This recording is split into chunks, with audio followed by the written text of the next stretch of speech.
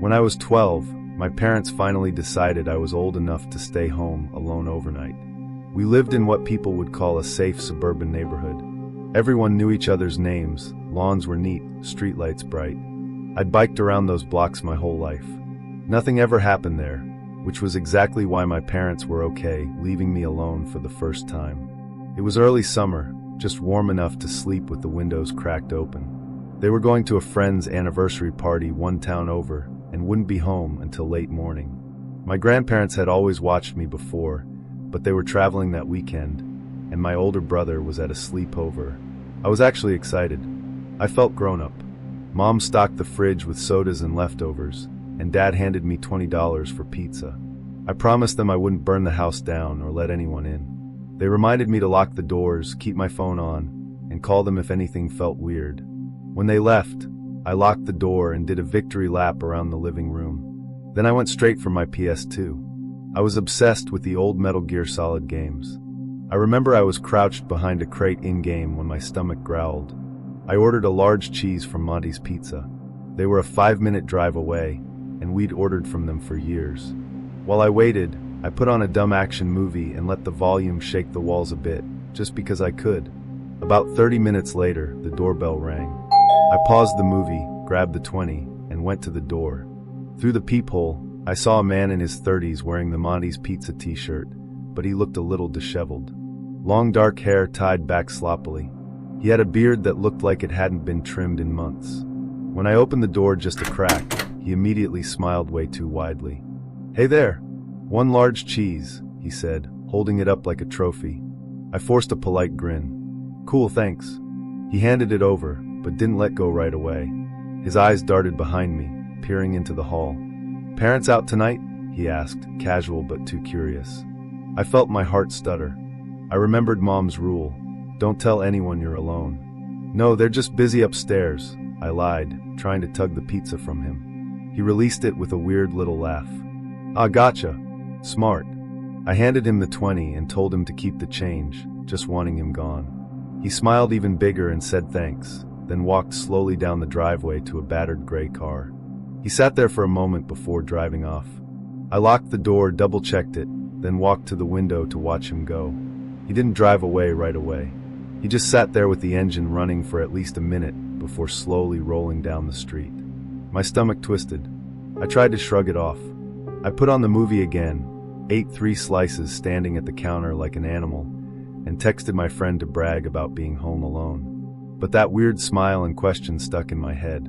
After cleaning up, I turned off the lights and went upstairs to play more games. It felt safer up there somehow. My bedroom overlooked the front yard, so I could keep an eye out. Around 10:45, I was deep into my game when I heard the doorbell ring again. My heart lurched. Mom and Dad wouldn't ring. They'd have texted first. I muted the TV and froze. The bell rang again. I crept to the window, pressing my cheek against the glass so I could see the porch. There was no one there. The bell rang a 3rd time. I ducked back, breathing fast. Who was doing that? A minute passed. Then I heard knocking on the back door. 3 sharp knocks. My body felt paralyzed. Nobody used the back door except us. It was fenced in. I grabbed my phone with shaking hands and called my mom. She picked up on the 3rd ring, music and chatter in the background. "Hey, everything okay?" I whispered as quietly as I could. "Mom, someone's knocking on the back door." Silence. "What? Who?" "I don't know." The doorbell rang first. No one was there. Then they knocked in the back. Her voice turned icy. "Lock yourself somewhere. Now. I'm upstairs. Go to your room. Lock the door. Stay on the line." I crept out of the hallway and shut my bedroom door, turning the tiny lock. I sat there, heart pounding in my ears. Mom was yelling for Dad in the background. She came back on the line. "We're calling the police." "Stay put." I heard the back gate squeak. I nearly dropped the phone. "Mom, they're in the yard." "Stay down. Don't talk." I crawled under my bed, clutching the phone against my chest. I held my breath, trying not to sob. I heard tapping on the glass downstairs, then the back door rattling, and then finally silence. My mom whispered through the phone, "They're calling the police. Stay hidden. Don't move." My mouth was dry as dust. For a moment, I almost believed it was over. Then I heard glass shatter. I clamped my hand over my mouth. Heavy footsteps crunched on broken glass. They were inside. I couldn't see them, but I heard them. They paused in the kitchen, maybe listening. I heard a drawer slam open. A utensil drawer. My bladder threatened to give out. Slow steps moved through the downstairs. Floorboards creaked. My mom was crying on the phone, begging me to be quiet. I heard the man mutter something. I couldn't make it out. Then the stairs creaked. He was coming up. I heard each slow step.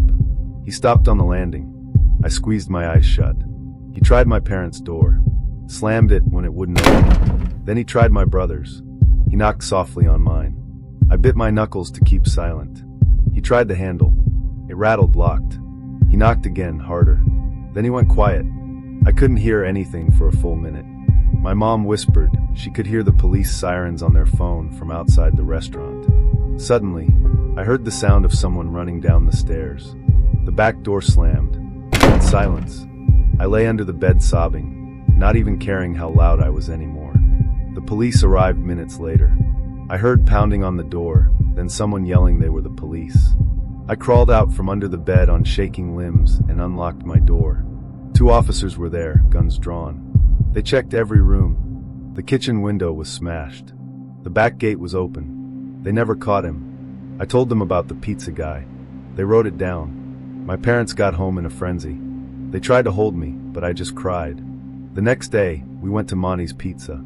I pointed out the car I thought I saw him in. But no one by that name worked there, they claimed. My parents made a scene. We never got pizza from them again. For months, I slept in my parents' room. Even now, years later, I double-check every lock. I never answer the door without looking. Because no matter how safe your street feels, someone can still find their way in.